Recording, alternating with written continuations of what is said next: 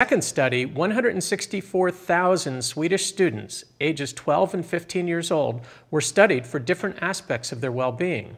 4 different living arrangements were studied: intact family, 50-50 shared custody, 30% or less time with one parent, or exclusively with one parent. In general, students from intact homes scored best. Students living exclusively with one parent scored worst. Students who lived in 2 households, but only up to 30% of the time with one of their parents, scored almost as poorly as students living exclusively with one parent.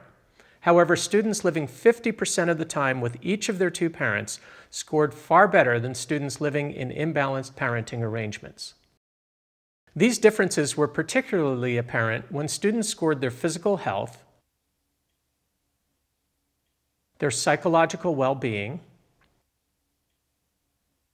their moods and emotions, and their relationship with their parents.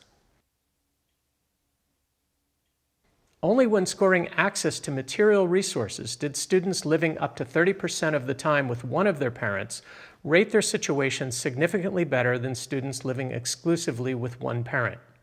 However, even though these students had more access to material resources than students living exclusively with one parent, their scores in the other well-being categories did not correlate with this increased access to material resources, and instead correlated with a reduction in physical time spent with one of their parents. A third relevant study coming from Sweden this year